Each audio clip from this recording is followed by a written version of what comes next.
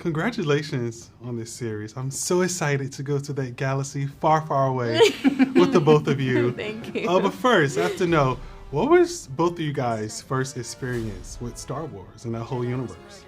Oh, definitely being the age that I am, the original trilogy, watching it with my dad on VHS, and then getting to see the special editions in the theaters. That was kind of what reignited from childhood to adolescence, kind of made me like, oh gosh, I've been missing this the way it was meant to be seen. So yeah, that was my first experience. Mm-hmm. Yeah, and then I'm a prequel baby. Yeah. I'm really representing being born in the 90s. In that capacity, because I'm obsessed with Natalie Portman and Hayden Christensen and like the fashion, and I think I was first introduced. I'm remembering now that my sister used to play a Star Wars video game.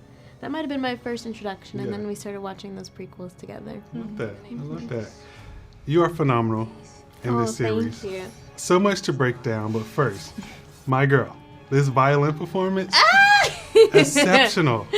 Thank you. Now, I read that you actually used your grandfather's violin for this. Yeah, I did. How emotional was that for you?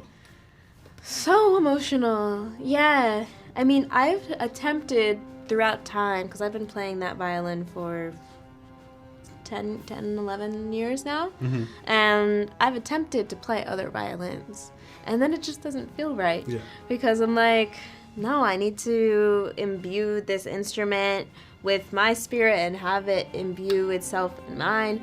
And it just, it feels like I have my grandfather with me, and it feels like a guardian angel. So to be able to have that with me in that moment where, like, I have this incredible honor and privilege of playing the theme to Star Wars as I'm brought into the family of it. It was That's so beautiful. It was really beautiful. Yeah.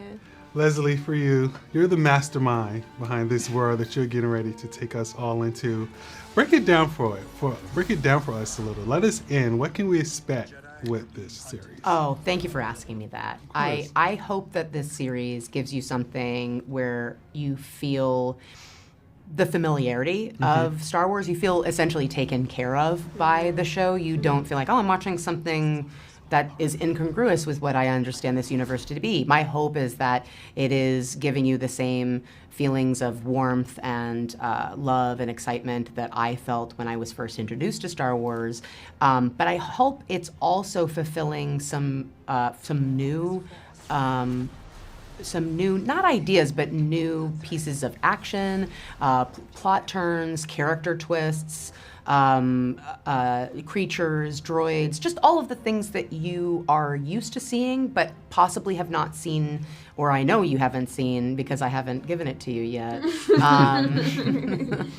That we show you a new take on all of those things. Yeah. But I think you can expect like a lot of action, a lot of intrigue, but I think at the core of this show are the performances. Absolutely. Specifically from Amandla. Yeah, which I love. And Amandla, also, I don't know if you know this, but I read that when Leslye was creating the show, you were that girl that she wanted. She wanted you.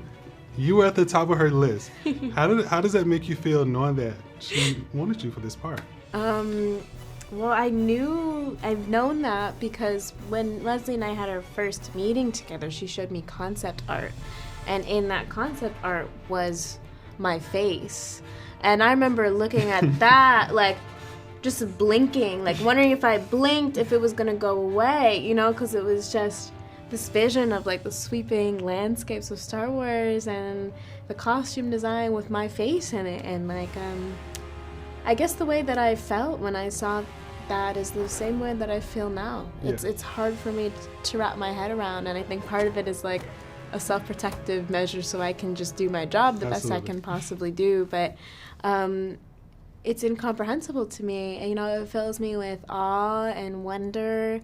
It kind of feels like how I feel when I'm standing on top of a big mountain looking at something beautiful and expansive, you know. It feels like that. Yeah. Leslye, watching this show, because I'm about 2 episodes in, the first thing that wowed me was the representation and the diversity. I was absolutely here for that. When creating this show, was that an aspect that you wanted to bring to the Star Wars universe that I don't think we've seen that often, but you nailed it with this series? From the hair, the wardrobes, I mean, the diversity was there. I think so much of that, thank you. I think so much of that has to do with hiring people behind the scenes, not just a cast, but hiring people behind the scenes who have a different experience than you do. Otherwise, I don't think you'd be able to support the performers the way we were able to. Everybody from Kamanza to Jennifer Bryan to Jeremy Woodhead, who did the makeup design, all of the writers in the writers' room, the directors, everybody just came bringing their own idea about Star Wars and also their own life experience. Yeah. So that was something that, it was important to me, but I also think that Star Wars attracts people like that. Such a melting pot. Yeah, it attracts so many different people from so many different cultures and ethnicities. It seemed not something that I planned, but something that naturally happened, for sure. Yeah, yeah. Amandla, first episode, you come out the gate swinging with the fight sequences and the stunts and all of that good stuff. How much of that was you, and what was the preparation like? A lot of it is you. Oh yeah, a lot of it is me throughout the show. A lot of it is me, and I get a lot better actually throughout the show. So it's funny because like the fight sequences that I'm most proud of, you probably haven't seen yet, but.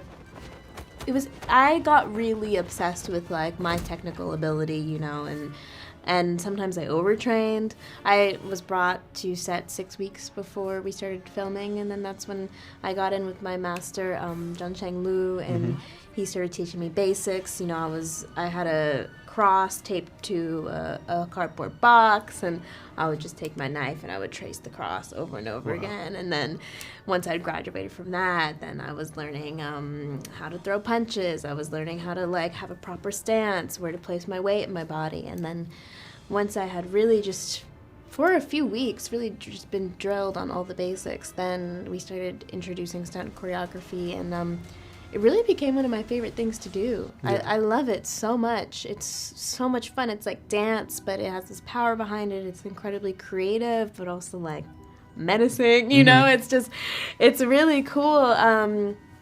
So yeah, we worked for a long time on that fight, but what I really learned was just to trust my intuition, and thankfully I got fast enough by the end that I could learn things very intuitively and quickly, so we could keep pushing with the shooting schedule. In other words, you better watch out. Don't run up on Amandla. Don't run up on me. Don't run up on her.